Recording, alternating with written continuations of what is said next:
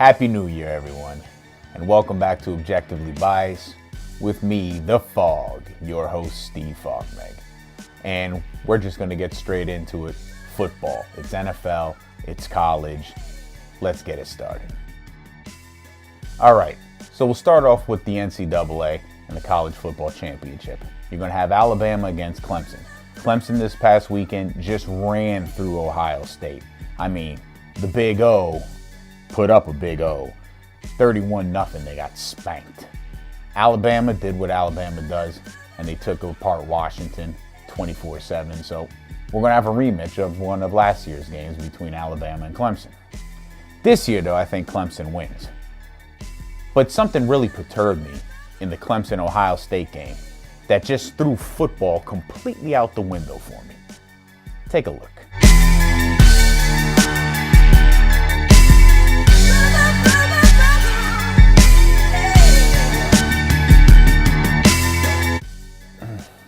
Yeah, I've got nothing. I can't explain it. It's as if Christian Wilkins, the defensive lineman who finger popped Ohio State's running back's butt, he must be a Trump supporter because he grabbed his ass in the same way Donald Trump would say, grab her by the pussy. It was absolutely horrible. That is not Bush League stuff. That is not being a little bit dirty. That's just straight up disgusting.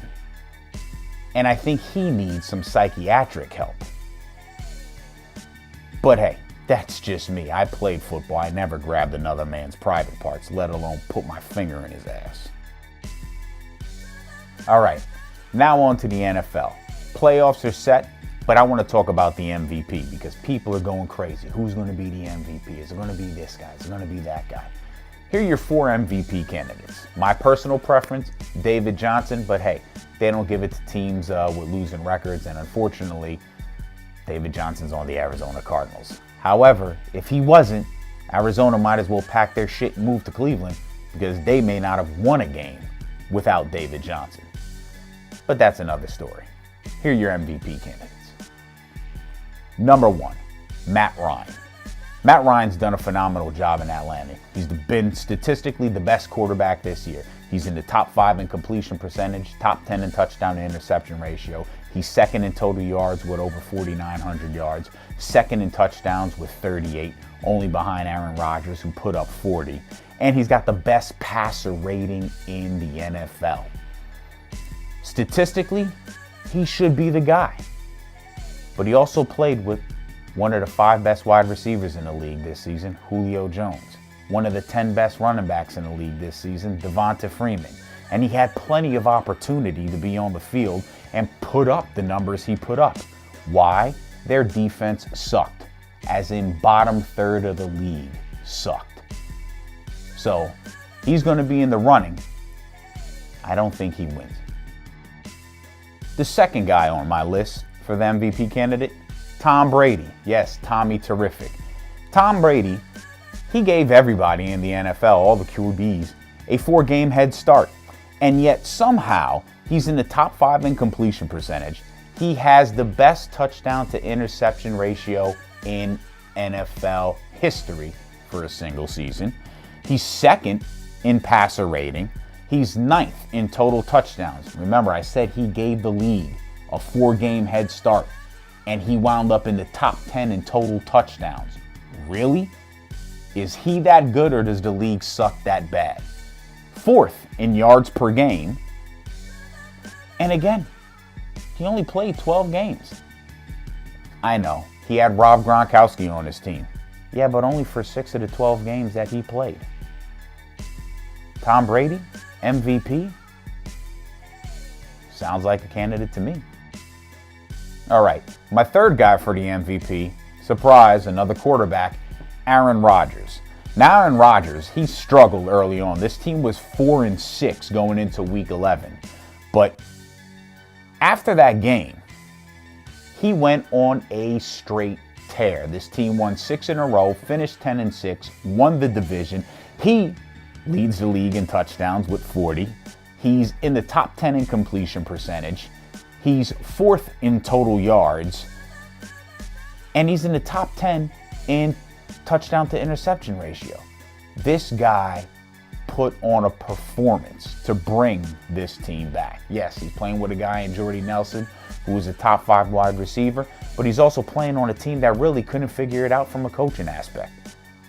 I hate giving quarterbacks all the credit, but in this particular case, like Tom Brady, without Aaron Rodgers, the Green Bay Packers have nothing.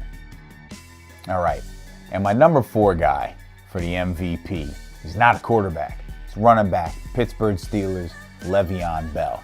And Le'Veon Bell, like Tom Brady, gave the rest of the league a head start. In his case, he was suspended for 3 games. But since coming back, well, Steelers won the division. They went on a 7-game tear once he really got incorporated back into the offense to win that division. And they look like one of the hottest teams going into the playoffs. But more importantly, Le'Veon Bell finished in the top 5 in rushing yards. He finished 2nd in receiving yards for running back, only behind David Johnson.